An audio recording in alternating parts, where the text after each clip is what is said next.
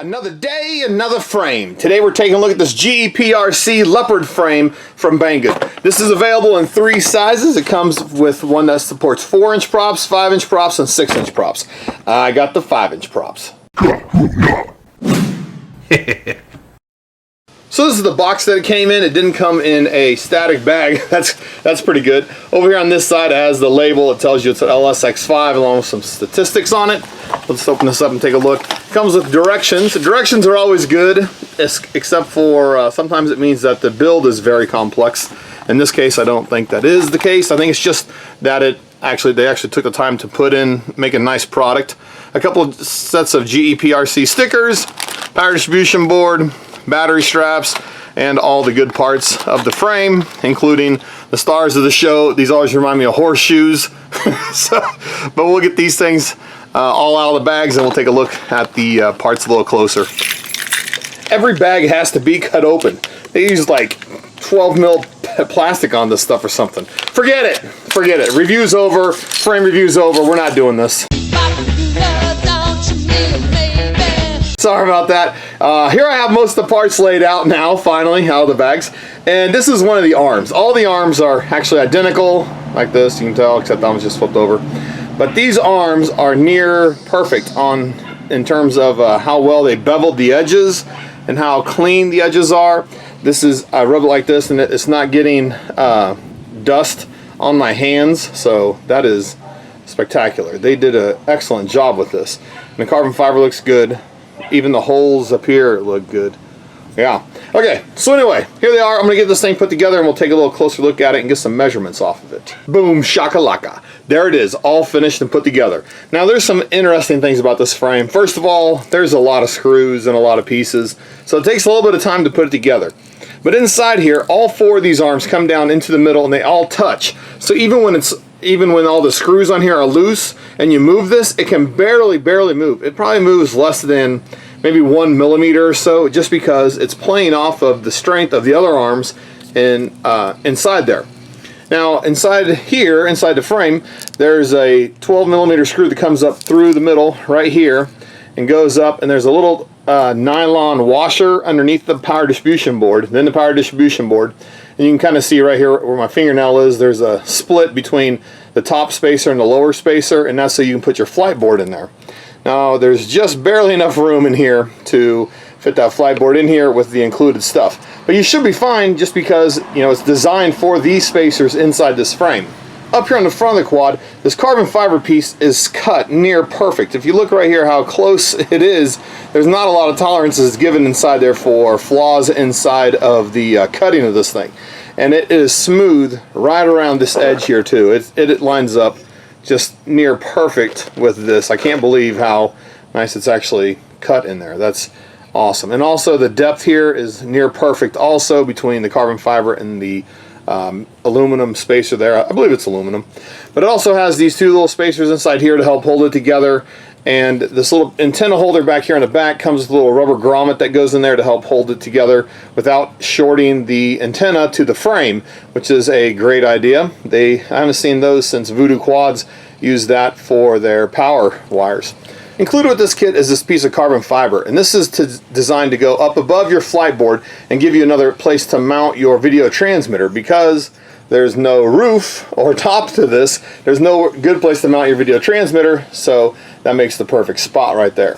Down here on the bottom, it comes with this little rubber piece here that goes exactly over top of the metal piece, and this is probably probably has 2 reasons here. One is that when you land, you don't have metal pushing into your battery and destroying it, and also it provides a little bit of grip on the battery so that it won't slide out when you have it in flight.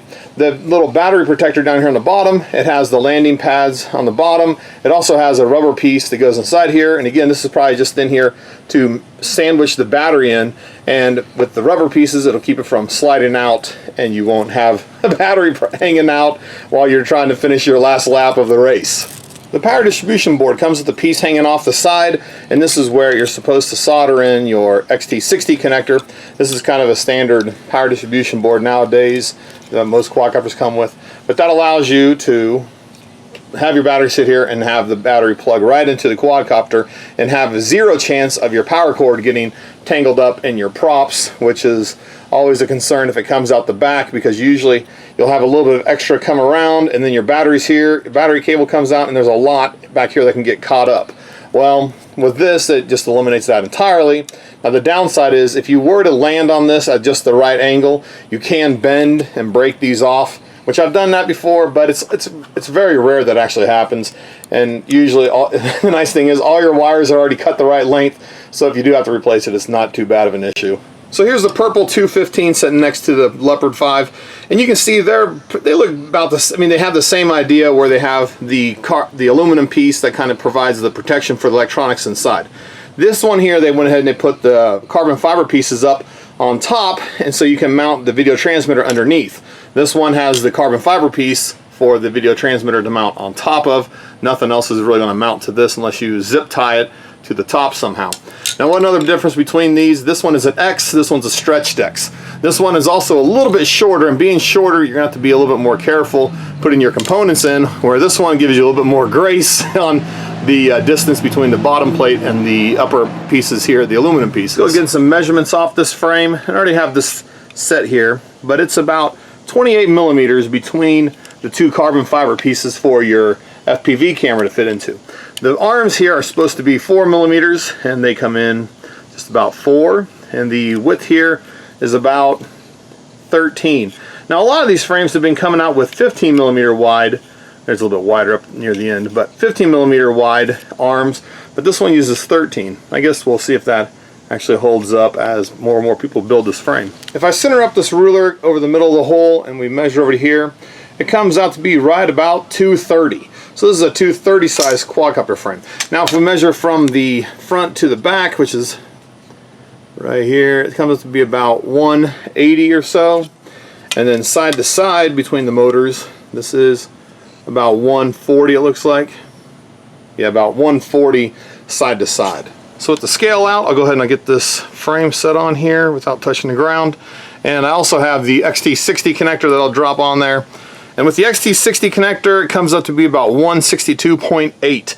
Now, if you wanted to know what just the frame weighs without the power distribution board and the XT60 connector weigh about 11.5 grams. So you might be down around 150 or so.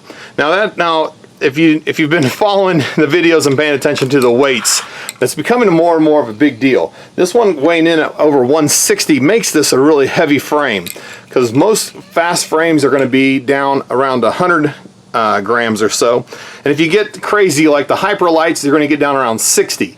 Now the big advantage of this is that you're not going to break your electronics with this. So you have to trade a little bit of weight for more durability. Now I've been mostly choosing the heavier frames like the 100 grams and up, just because I don't like to repair as much as I do fly, and I'd rather be doing more racing and more building new stuff than repairing old stuff. But this is a really heavy duty frame, so if you crash and roll this, the chances of you breaking anything inside here are going to be next to zero, just because of the strength of the frame. I have an HS1177 style of camera installed in here, and it lines up right back here to these middle holes, and then I guess these are here to help angle it correctly, or so you can, if you crash and it does come down, you can change the angle back to, you got some kind of reference point, or maybe that's what these are for, or maybe they're just there to make it look cool. But the camera itself, though, it fits back here just fine, and it fits inside of the frame. So if you look at this, there's not hardly any lens that's sticking out beyond the border of the metal, even at most angles. It's just barely at all hanging out. Now the big deal about that is if you have a direct impact with something, hopefully it will save your camera, which is what you want, because hopefully if you can still see, you can still take off and finish your race. Also back here in the back, if you can, yeah, you can see it. You can see where the connector is. You can tell that it's not, even at steep angles, it's still not getting interfered with by the flight board back there. You have a lot of movement back here you can do and still get good angle out of your camera without hitting the little carbon fiber piece up here on the top. The extra battery strap can be run through the aluminum spacers up here on the top to help hold down an HD camera to record while you're flying. So this is a GEPRC frame. This thing is a really nice frame. There's not a lot of negatives about this other than its weight, but the weight's really only a problem if you're comparing it to other quadcopters like that or more racing style oriented. Well, this one, it would be excellent for somebody who's thinking about building their first frame, just because you would have near zero chance of breaking anything inside. These arms are super stiff, and they have these go into metal, and the screw coming down goes through the main plate, through the arm, into this piece, into metal. So you can really crank down on them hard and not worry about stripping out the screws or anything. And there's a lot of material, or a lot of screw threads that go up into this top plate, and a lot of threads that come down into here. In fact, you can kind of see how it comes out just a little bit. And even here, these screws here go up through into these metal spacers. So again, you can crank down on them pretty good and not have to worry about stripping them out. So what is this frame good for? Probably good for someone who doesn't want to break their frame when they're first building it and they're worried about crashing. It's probably also really good for freestyle type of flying, because you can be a little bit more risky and not worry about breaking it if you were to crash.